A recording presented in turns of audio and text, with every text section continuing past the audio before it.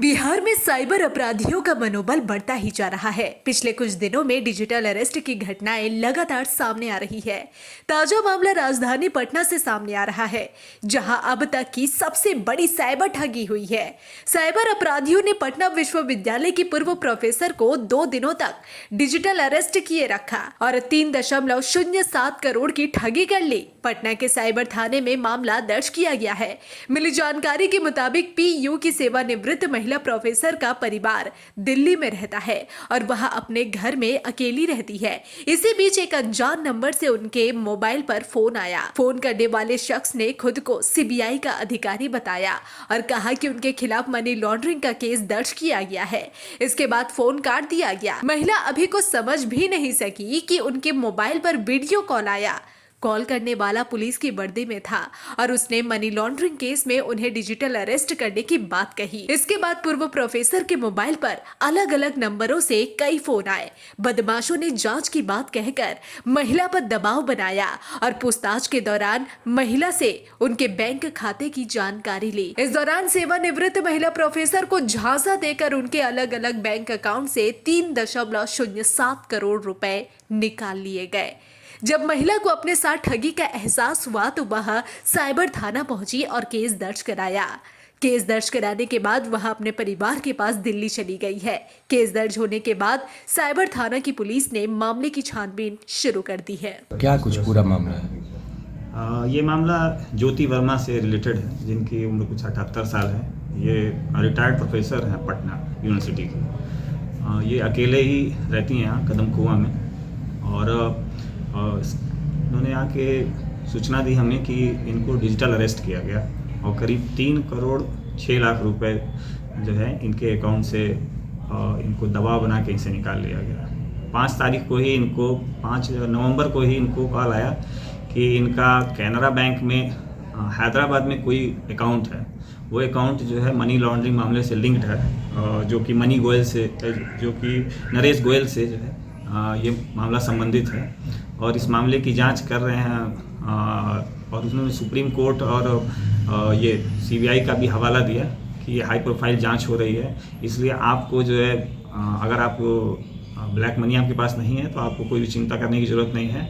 आप अपना पैसा जो है भेज रही हैं वो आरबीआई के द्वारा चेक किया जा रहा है सुप्रीम कोर्ट के अंडर में, इसलिए आपको परेशान होने की आवश्यकता नहीं है और अगर आप जेन्युइन पाएंगे तो सारा पैसा आपको रिटर्न कर दिया जाएगा। तो 5 तारीख से ही इनको आरटीजीएस के थ्रू ये ट्रांसफ़र कर रही थी पैसा, बैंक जाती थी, पैसा ट्रांसफ़र करके आती थी। कुछ समय के लिए जब छठ था तो उसके बीच में इनको ब्रेक दिया गया कि ठीक है अभी छठ है, उसके बाद से ट्रांसफ़र करिएगा। इस तरीके से जो है मल्टीपल टाइम्स इन्होंने पैसा ट्रांसफ़र किया और कुल 3 करोड़ जो है 6 लाख का लगभग ट्रांसफ़र किया है। ये जो कागजात दिखाया जाता था वो सुप्रीम कोर्ट और आरबीआई के कागजात होते? हाँ, ये थाना का भी जिक्र किया गया। इन्होंने कहा कि स्थानीय थाना का वारंट तक दिया गया गिरफ्तार का कुछ नहीं, इसमें जो भी है लिखा है। हाँ, सुप्रीम कोर्ट और ये सब फोर्ज्ड डॉक्यूमेंट्स हैं जो कि वो अक्सर केसेस में इस तरह के डिजिटल अरेस्ट के केसेस में भेजते हैं। सुप्रीम कोर्ट का रहता है, उसमें आरबीआई का भी रहता है। तो इस तरह के डॉक्यूमेंट्स हैं जो फोर्ज डॉक्यूमेंट्स हैं उनके पास भेजे गए ताकि इनको विश्वास में लिया जाए कि ये सही में लॉ इन्फोर्समेंट एजेंसीज के द्वारा ही एक्शन लिया जाए। हाउस अरेस्ट का इन्होंने बात कहा है, 3 दिनों तक में हाउस अरेस्ट किया गया था।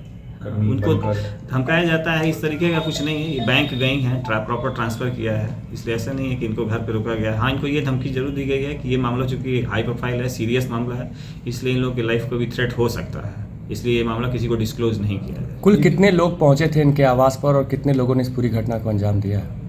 नहीं, ये मामला डिजिटल अरेस्ट का है। इनको फ़ोन कॉल आया है, एक व्यक्ति घर पे भी रहा है। इनके जो है इनको सूचना दी गई है इस तरह की कि आपका अकाउंट है, जो भी इंफॉर्मेशन इनकी फ़ोन पे ही है। जो इन्होंने एफआईआर के माध्यम से जानकारी दी है उसमें यह बताया गया है कि एक व्यक्ति इनके घर पर रहा है 3 दिनों तक इनको रखा गया। इस तरह का कुछ नहीं है, ये अकेले ही अपने घर पे रहती हैं और बाद में इन्होंने आके सूचना भी दी कि हम सर अकेले रहते हैं और इस तरह की घटना हुई तो महिला डर गई थी क्या कुछ? हाँ, इस तरह के मामले पे डर हाँ, गई थी क्या? ये अक्सर होता है क्योंकि इनकी एज भी 78 साल है, ये सीनियर सिटीजन्स हैं। तो इस तरह के मामले में और इन्होंने बताया भी है कि हम अकेले रहते हैं घर पे। संभवतः इस बात का फ़ायदा उठाया जो फ्रॉडस्टर्स ने कि ये महिला अकेले, इसको धमका के इससे पैसा लिया जा सकता है, इसलिए उन्होंने लॉ इन्फोर्समेंट एजेंसीज, आरबीआई और CBI सब का उनको डर दिखाया ताकि उनसे जो है पैसा वसूला जा सके। महिला के परिवार में और भी सदस्य हैं जो उनके साथ नहीं रहते हो या बाहर हो? हाँ, उनके जहाँ तक हमें सूचना मिली उनका एक लड़का है जो कि दिल्ली में रहता है। ये अभी फ़िलहाल उन्हीं के पास चली गई, काफ़ी घबराई हुई थी। हम लोगों ने सांत्वना दी है कि इनका मामला जो है बहुत सीरियस तरीके से इन्वेस्टिगेट किया जाएगा, तो उसके बाद से वो तुरंत अपने लड़के के पास चलेंगे दिल्ली। कुछ सर पुलिस को कुछ उपलब्धि मिल पाई इस मामले में अभी तक, क्योंकि नंबर्स भी 3 नंबर्स इन्होंने अपने FIR में दर्ज कराए हैं? अभी तक हम लोगों ने अकाउंट्स डिटेल्स वगैरह निकाला है, ये जो कि ज़्यादातर जो है करंट अकाउंट्स हैं जिनकी अभी अनुसंधान किया जा रहा है। लेकिन एक बात स्कूल के सामने आई है कि ये जो है इंटर स्टेट क्राइम का मामला है, क्योंकि कुछ पैसा हम लोगों ने देखा कि वेस्ट बंगाल से निकल रहा है, कुछ पैसा कर्नाटका में विड्रॉ किया जा रहा है और कुछ अहमदाबाद में किया जा रहा है। तो एक जगह कहीं अलग अलग स्टेट्स में जो है गैंग है, वो उनका एक कंसर्टेड एफर्ट है जो इस पर ऑपरेट कर रहा है। और सर ये पता चल पाया सिम कहाँ से लिया गया था? नहीं, अभी ये सब अनुसंधान अंतर्गत है। अब ये मामला पिछले सैटरडे को ही रजिस्टर किया गया है और जैसे ही इस मामले पे आगे कार्रवाई होगी तो फिर आपको कुल कितने खातों पर भेजा गया है पैसा? कुल करीब